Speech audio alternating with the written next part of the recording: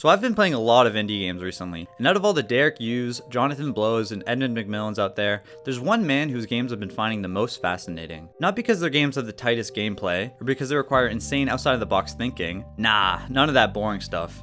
It's because of one simple reason: his insane attention to detail. The man I'm talking about is, of course, the Japanese game developer best known by his alias online, Pixel.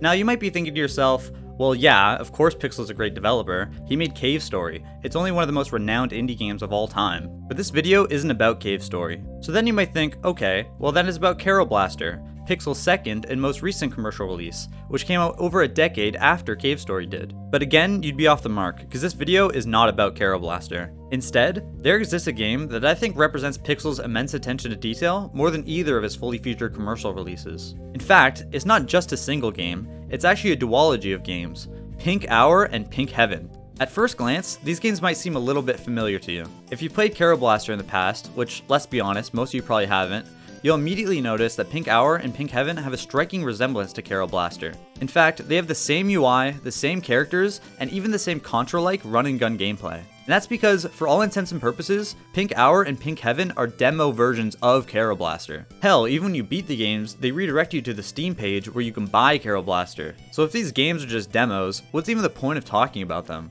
Well, that's because, while they might seem simple on the surface, Pink Hour and Pink Heaven are more than just demos. They're glorified demos, and it's exactly what makes these games feel like glorified demos that also makes them feel special, and more importantly, unique.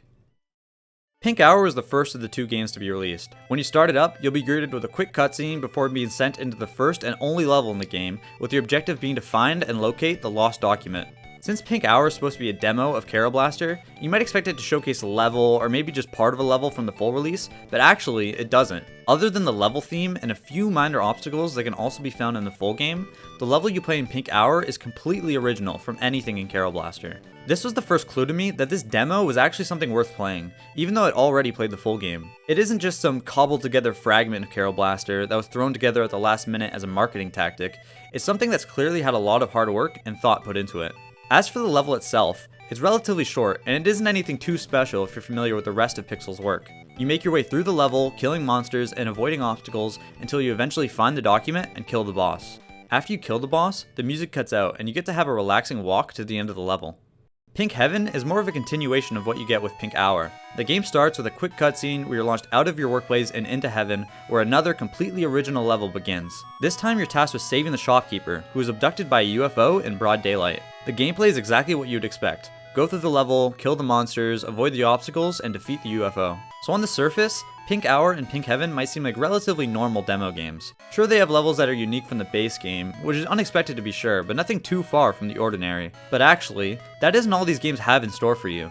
Oh no. Because these demos, these glorified demos, have multiple endings. Now, when I first realized this, it kind of blew my mind. Hell, I don't even think Pixel could believe he put multiple endings in a free game. It came as a surprise to me, but really it shouldn't have. Doing something like this is totally his style. He's the one to half-ass really anything he does. Whether it's free or not, the effort he puts into his games is truly inspiring. So how do you unlock these multiple endings? Well, in Pink Hour, it's relatively simple. The document you pick up before the first boss breaks on damage. If you take damage and the document breaks, you get the bad ending. But if you're able to beat the rest of the game without taking damage, you give the document to your boss, get the good ending, and you unlock hard mode. Yeah, I guess I was lying earlier when I said this game only has one level, because it actually has two. Both Pink Hour and Pink Heaven have secret hard mode versions, which completely change the level layouts, enemies, and even obstacles of the level to make them much harder. This was another mind-blowing moment for me. Not only do these free demos have multiple endings, but they also have hard modes? Like, come on, what other game dev would ever do this? The hard version of Pink Hour is fairly similar to his normal mode counterpart, just with more enemies, a slightly harder boss, and significantly harder platforming sections. If you beat the hard mode while keeping the document intact, you unlock yet another third ending that leads directly into the events of Pink Heaven. Moving on to Pink Heaven, the way you get multiple endings in this game depends on what you tell the green shopkeeper at about halfway through the level. If you tell him you need strength, you'll end up getting the bad ending, as you won't be able to save the shopkeeper when he falls out of orbit. If you choose gentleness, then he'll give you the umbrella, which you can then use to save the shopkeeper from his fall. This leads to the good ending, which is impressively heartwarming, and it also unlocks hard mode. Now, the normal version of Pink Heaven is a little bit too easy for me, but the hard mode does not fuck around.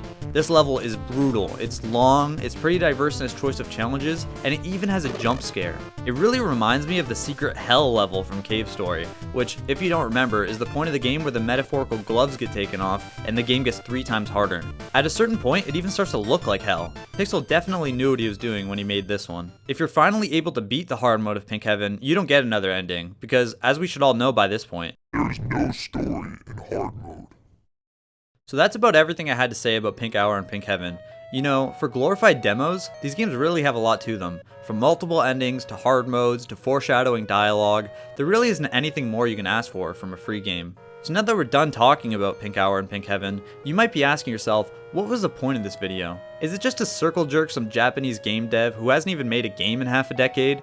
And no, really, it isn't. Pink Hour and Pink Heaven really had no reason to be anything more than forgettable demos. Snippets of gameplay with their main purpose being to advertise Kero Blaster in the free section of Steam. But somehow, given enough love and dedication, Pixel was able to turn them into something so much more, possibly creating 2 of the most interesting demo games of all time. And that's because, at the end of the day, it doesn't really matter what your limitations are.